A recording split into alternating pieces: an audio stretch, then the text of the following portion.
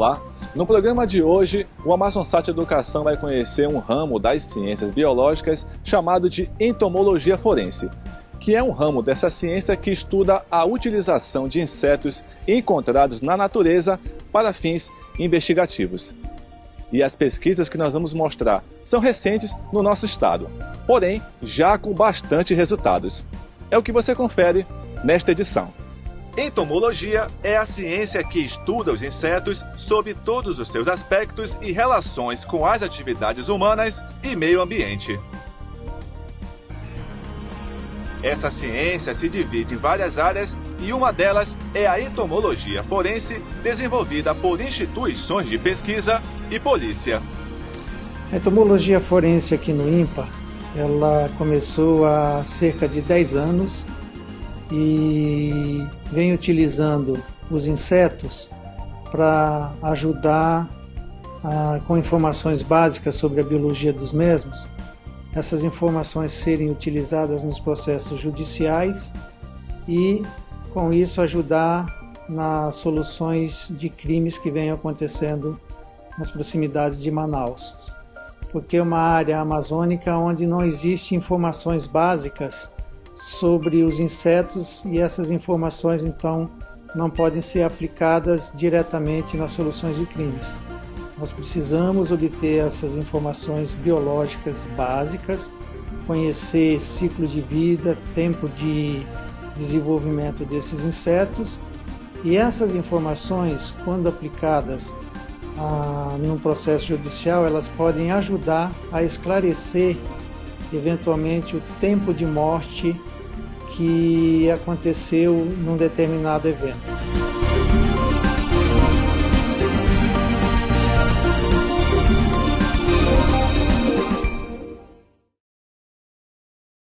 Esse tipo de pesquisa, ele necessita parceria com outros órgãos para que a gente receba apoio e que realmente ela passe a ser útil para a sociedade. Dentre as várias parcerias está a Polícia Civil e a Universidade Federal do Amazonas. É muito importante utilizar esses insetos porque é um vestígio que antigamente era perdido e atualmente ele é utilizado e casa com a investigação justamente para ver há quanto tempo esse cadáver morreu, junto com a investigação de quanto tempo essa pessoa estava desaparecida.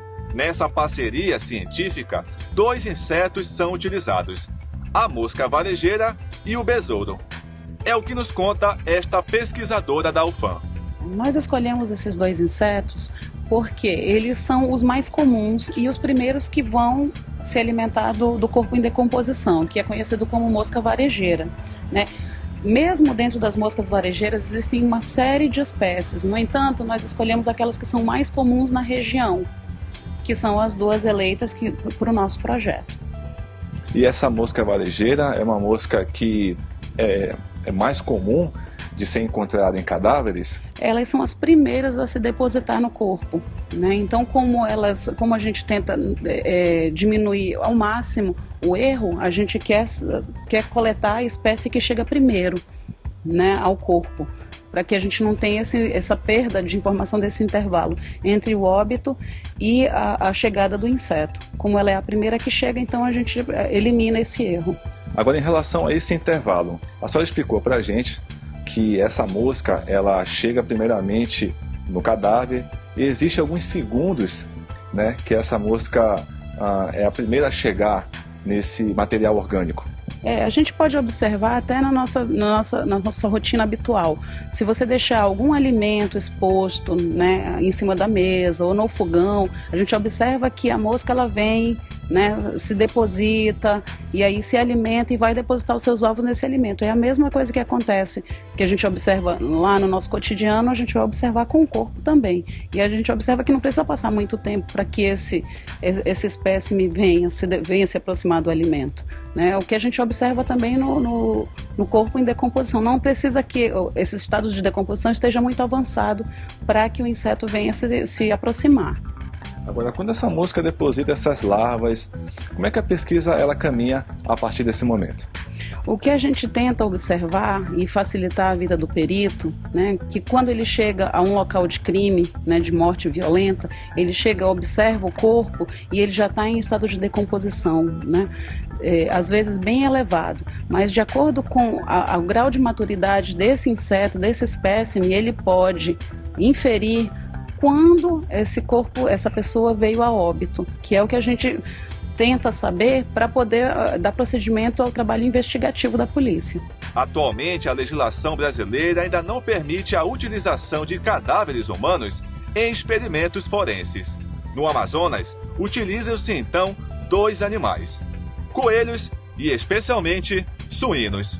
Muitas vezes, né, como o suíno ele tem a sua decomposição semelhante ao humano, ele pode ser utilizado.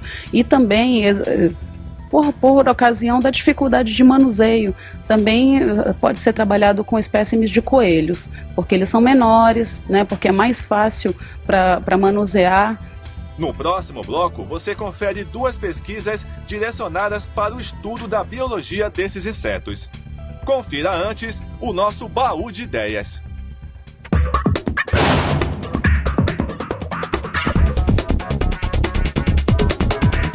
Estamos desenvolvendo dentro da universidade um trabalho que procura identificar, quantificar drogas de abusos presentes em águas residuais, no caso na estação de tratamento da UFAM e também nos igarapés de Manaus, no caso o Igarapé do 40, onde é um igarapé que é bastante contaminado e ele tem um grande problema não só com drogas de abuso, mas também ele tem um problema relacionado em relação de metais pesados, a lixos gerados pela própria população.